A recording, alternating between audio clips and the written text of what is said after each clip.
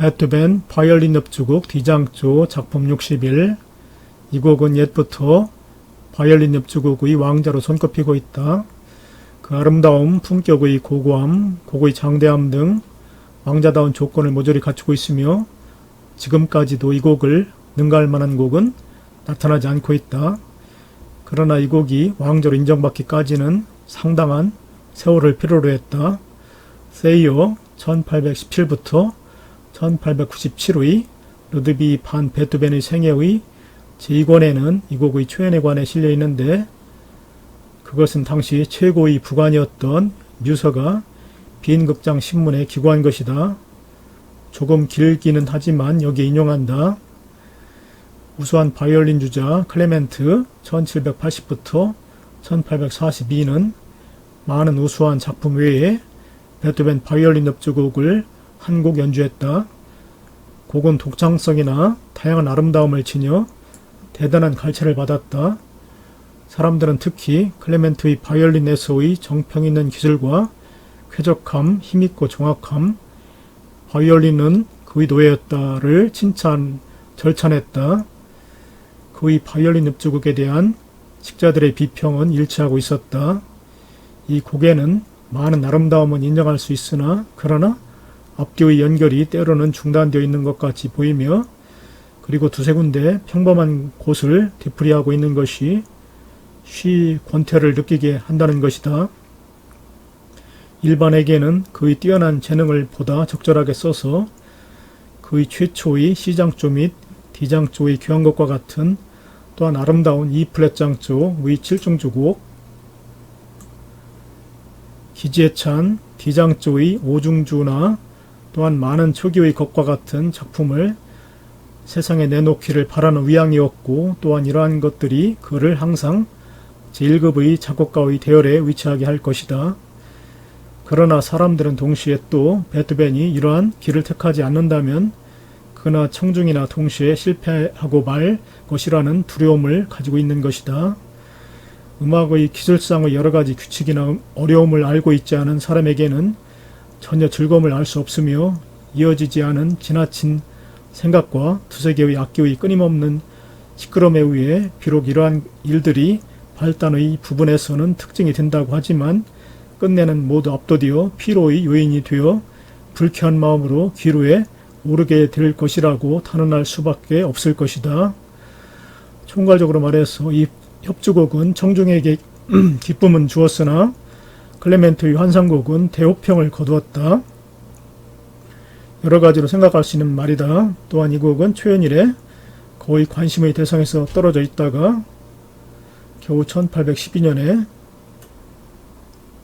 베를린에서 토마지니가, 1828년 파리에서 베이오가, 1833년 빈에서 비에땅이, 1836년에 라이프치히에서 울리히가 각각 악생에게 경의를 표하는 뜻에서 연주하고 있는 정도이다.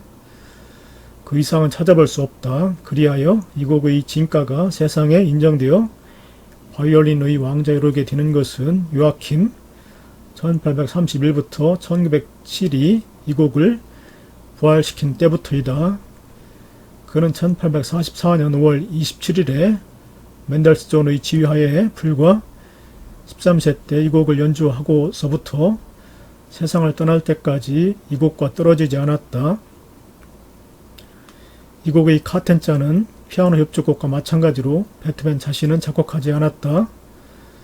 그래서 여러 사람이 카텐자를 붙였었다. 요아킴을 비롯하여 아우어 1845부터 1930, 클라이슬러 1875부터 1962 등의 것이 많이 연주된다.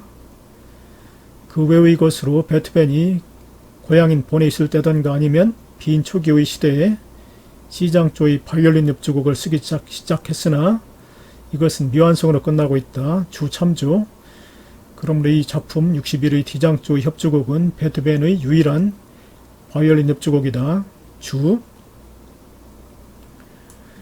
바이올린 협주곡 C장조 작품 5. 이 곡은 1790년부터 92년경에 본에서 작곡되었으리라고 생각되며 빈에 와서도 아주 초기의 것이라고 추정되고 있다. 현재 남아있는 것은 제1악장의 단편만이지만 전부 259마디이며 그 나머지 부분은 분실되고 없어진 것으로 생각된다. 자필 원고는 비나고협회에서 보존되어 있다. 1879년 당시 비인음악학원 바이올린 교수던 요제프 헬메스베르거 1828부터 1893이 보충해서 비인의 시라이버사가 출판하였다. 곡은 알레그로 콘브리오 시장조 4분의 4박자로 쓰여있다. 작곡의 경과. 이 곡은 비인 도서관, 원래의 궁정도서관에 보관되어 있다. 오리지널의 악보 위에 기록된 날짜로는 1806년에 당시의 안데아 비인극장의 카멜 마이스터였던 클레멘트를 독주자로 예정해서 작곡된 것임을 알 수 있다. 그리고 노테범에 의하면 원래는 C단조 교향곡의 제1악장의 스케치 중에 이 바이올린 협주곡의 제1악장의 초구와 종악장의 론도의 최초의 주제가 보인다고 했다. 아마 베토벤의 것으로서는 비교적 단실 내에, 즉 1806년대에 완성된 것으로 생각된다. 그러나 최후의 완성은 항상 질질 끄는 것이 보통인 것처럼 이 곡도 그러하다. 초연했던 12월 23일에 독주자 클레멘트는 초견으로 연주하지 않으면 안 되었다고 전해지고 있다. 또한 이 협주곡을 쓰기 전에는 그의 10곡의 바이올린 소나타 중 9곡까지는 이미 작곡되었으며 오케스트라 반주의 2곡의 로망스도 이미 완성되어 있었다. 초연, 앞에서 말한 바와 같이 이 곡은 빈 안데아 빈극장에서 클레멘트의 독주로 초연되었다.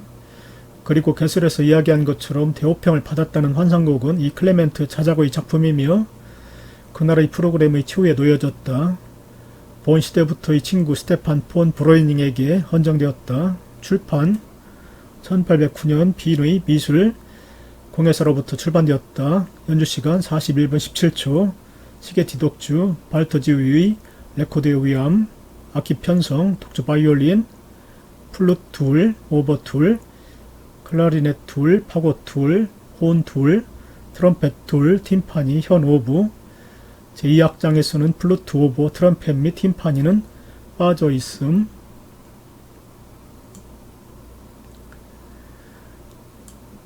해설 제1악장 알레그로 마논트로포 디장조 4분의 4박자 협주풍 소나타 형식. 갑자기 팀파니가 피아노로 디음을 새긴다. 이러한 시작은 지금까지는 없었던 일이며 이 리듬은 전악장을 통하여 중요한 움직임을 나타낸다. 제2마디부터 음은 시작되며 플루트를 제외한 목관악기가 제1주제 악보 1,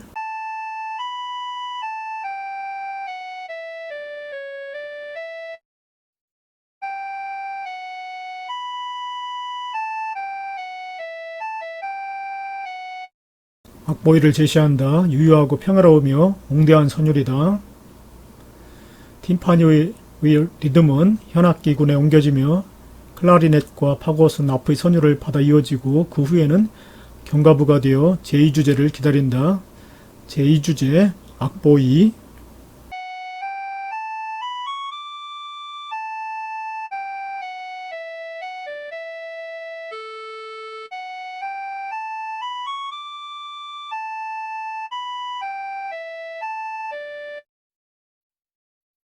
악보 2는 피아노로 역시 플루트를 제외한 목관악기가 제시한다. 간단한 것인데도 친근감이 넘치는 아름다운 선율이다. 현악기군에 옮겨져 반복되며 경가 부분이 있고 특징 있는 코다브의 선율. 악보 3.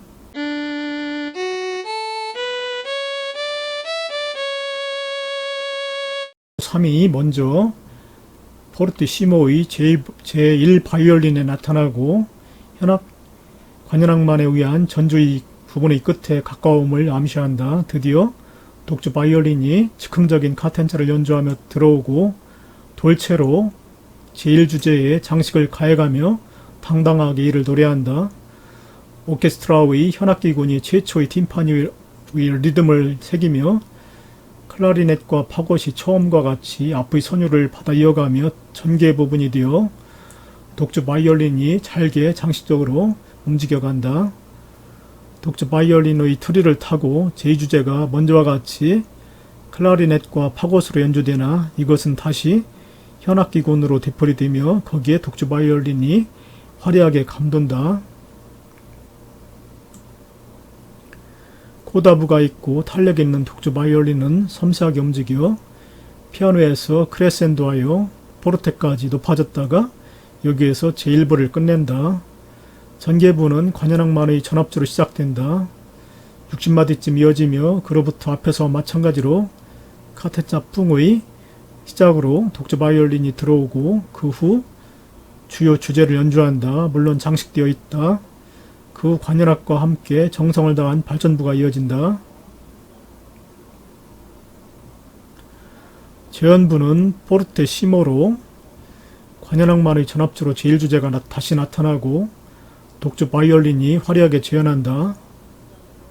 다시 제2주제가 재현하고 코다부로 다시 돌아온다. 드디어 끝이 가까워졌음을 예시하고 카텐짜 이른다. 앞에서도 말한 바와 같이 이는 베토벤 자신이 작곡한 것은 아니다.